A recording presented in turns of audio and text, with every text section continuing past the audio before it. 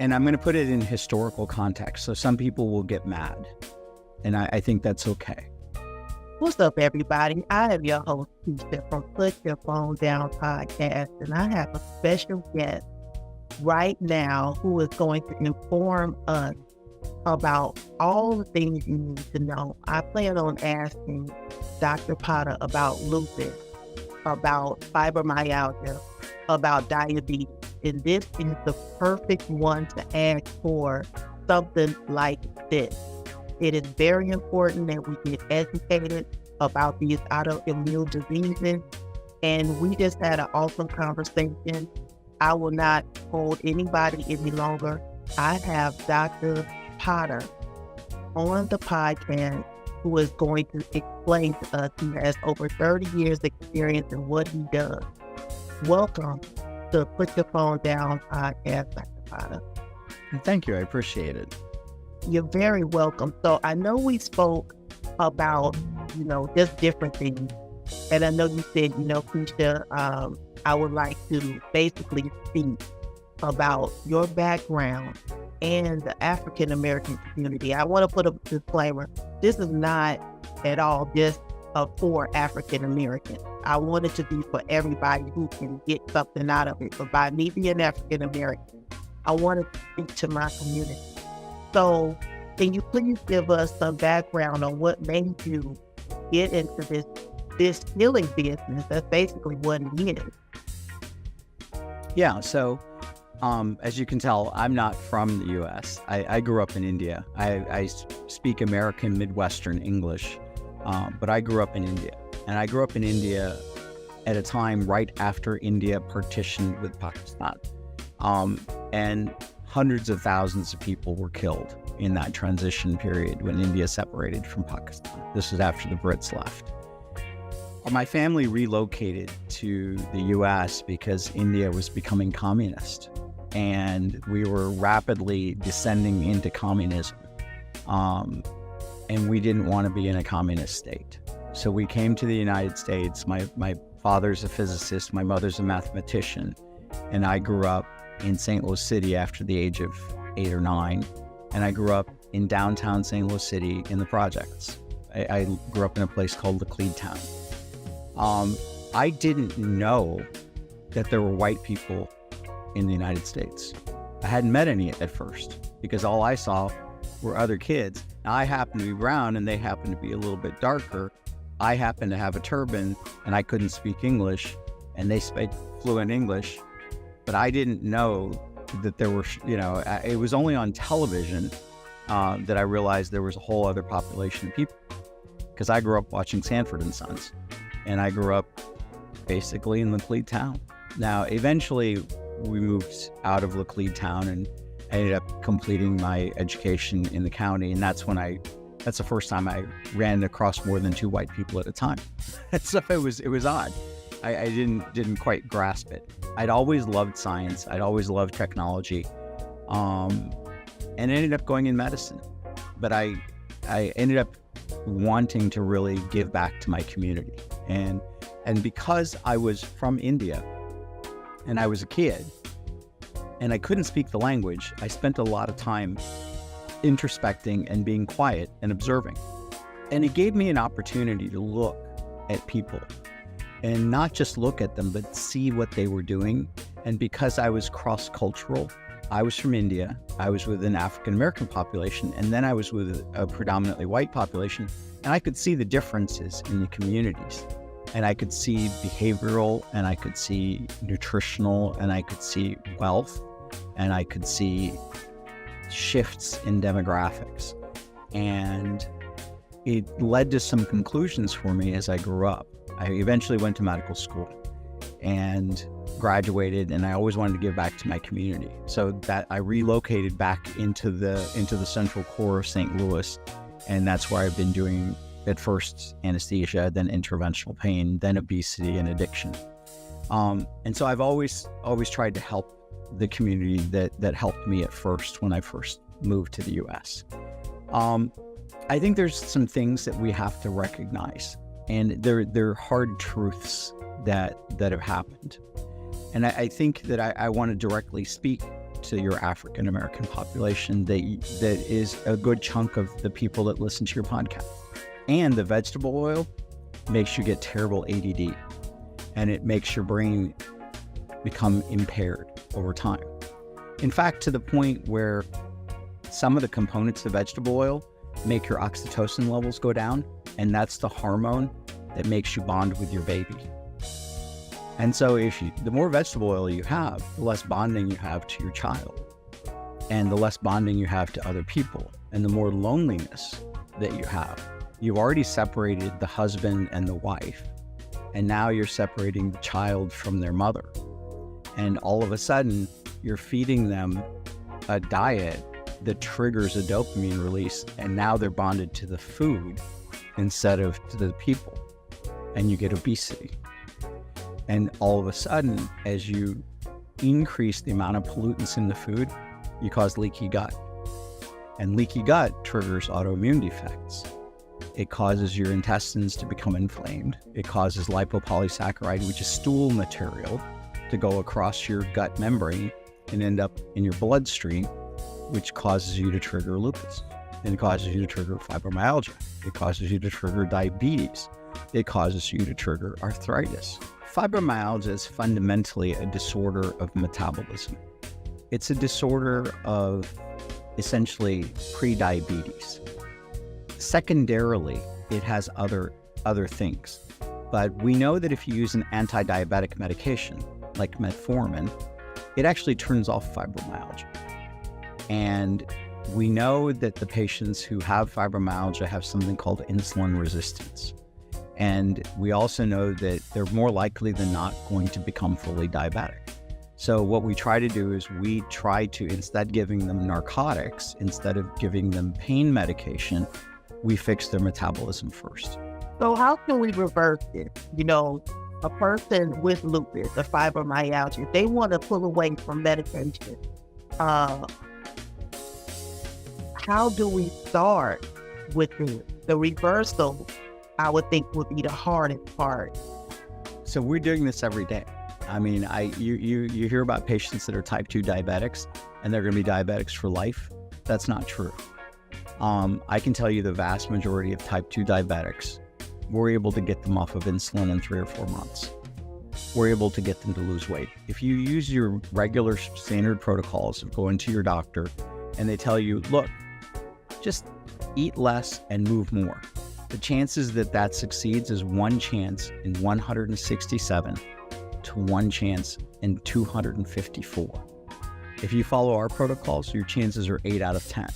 And we don't use Ozempic. We don't use Wegovy injectables. We don't use GLPs. The reason why we don't use these drugs for the injectables is because they make you stop eating. And when you stop eating protein. And you lose your muscle mass first before you lose your fat. And then when you get off of the drug, when you got to the right weight, you regain your fat mass, but you never regain your muscle. So you're actually sicker afterwards than you are before, because you've lost all your muscle mass. And it takes 6 weeks to recover what 1 week of muscle mass loss does to you. So you have to work out for 6 weeks to regain that 1 week of muscle loss. So we don't use the injectable Ozempics and Mounjaro and those drugs. We change diet instead, and we reverse our patients' diabetes. And we're very specific about how to do that. And we go to almost a near zero carbohydrate diet. We use real food, and we reteach people what real food is. It links me in with the food because, I see it in kids all the time and adults. Adults are now being diagnosed with ADHD. You know, they just spent their whole time going through school, and now all of a sudden, you know, we blame it on getting older, but yeah, it is one of those things where it's like, okay, I can't remember what I just did or what I said, but it all starts with what's in our food. Yeah, you can't fix a problem where you eat 2 pounds of a food with a capsule that weighs, a milligram. 2 kilograms or 1.5 kilograms of food, 1,000 milligrams, 2,000 milligrams of food against 1 milligram of a capsule. How are you going to fix that? You got to fix the food problem. So there's a bigger issue at play here, and that is that the food supply is terribly damaged, and it's been organized for the big food companies to make a ton of money. And the only way they can harvest that money is from people. Now we're seeing kids that, are, in my opinion, overdeveloped. The young ladies have breasts at 7, the young men are pretty much growing and developing, being husky, as we call it. But they're eating these flaming hot every day, all day. It's two things. I would tell you that I agree with you as in terms of the earlier maturation of girls, and their age of menstruation is getting younger, and they're getting much more mature. But the other thing you're going to notice in girls is they're getting more masculine. Yeah, aggressive. And what you're going to notice with boys is they're getting more feminine. And that's not made up. What's happened is it's the microplastics in the amniotic fluid around the baby, and it's parts per billion. And those microplastics are estrogenic. And if you expose girls to estrogenic material when they're in utero, it increases their maturation. And then you combine it with food and other things to make them mature faster.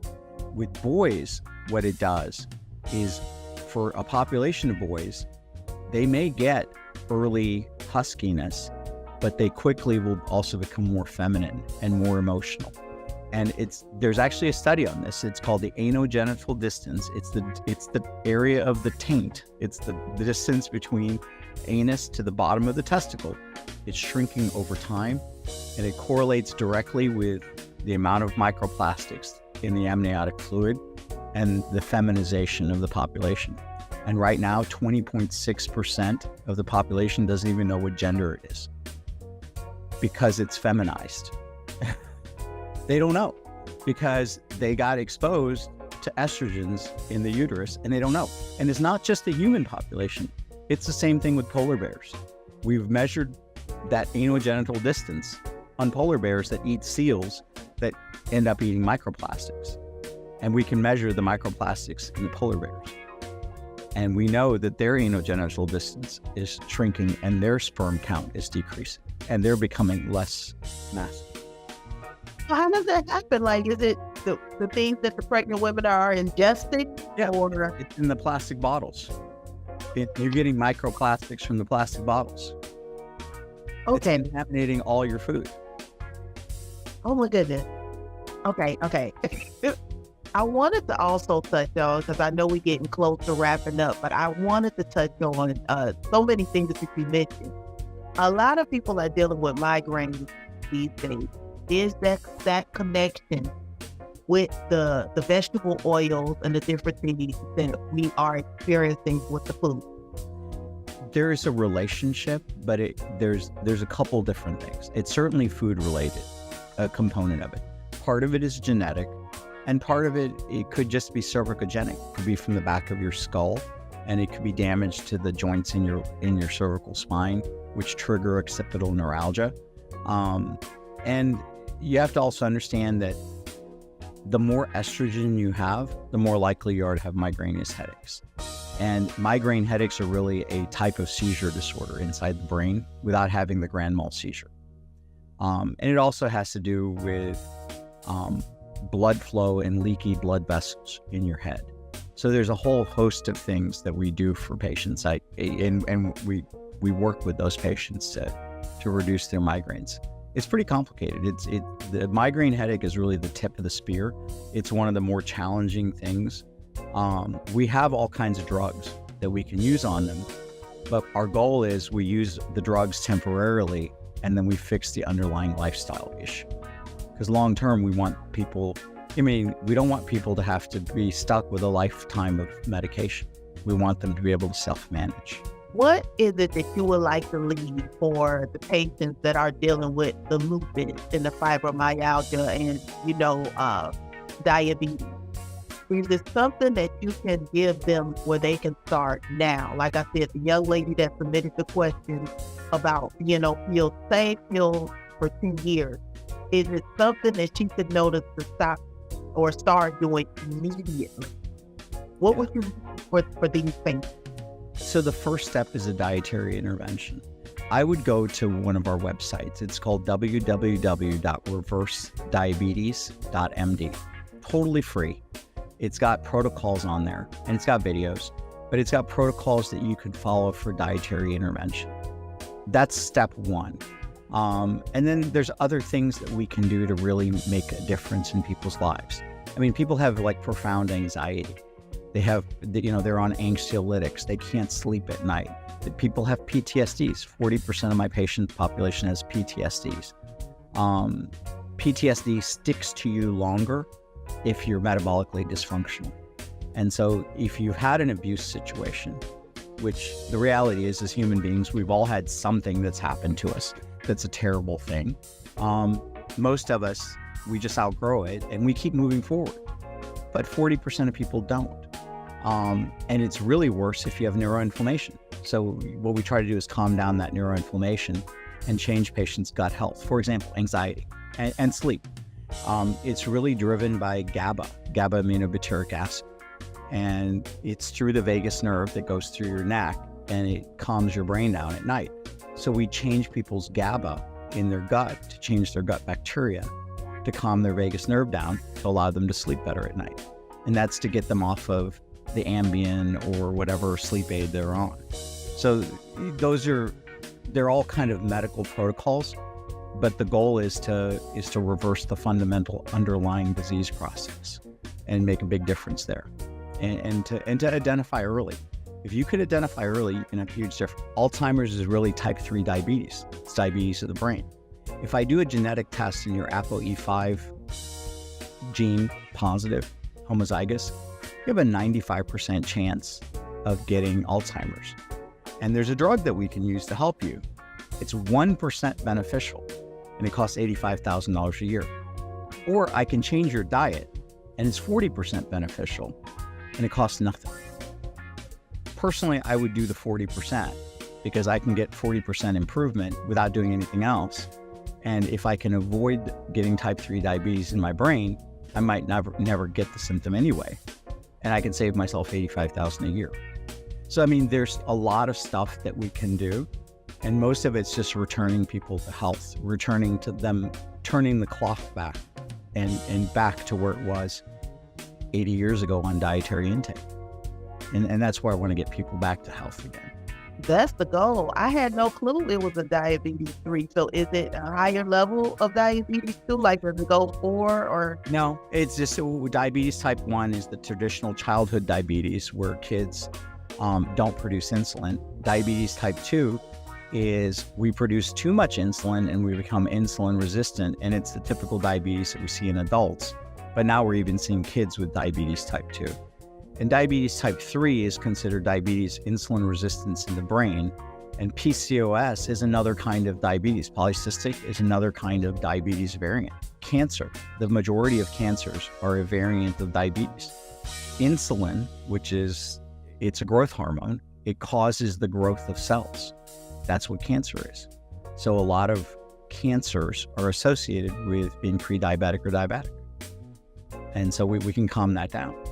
So one more thing before, what could be the replacement for vegetable oil? I know some people use peanut oil. What's the replacement to have these people just start something new? Butter, ghee, whatever you do, stay away from peanut oil. And let me tell you why. When you have peanuts, the first year you grow a peanut in the soil. Well, peanuts aren't nuts. Peanuts are a legume. And they absorb all the nutrient from the soil and everything else in the soil and condense it into this kind of pea that we dry out, and then we crush it up and we extract the oil, or we turn it into peanut butter. But it's not a nut.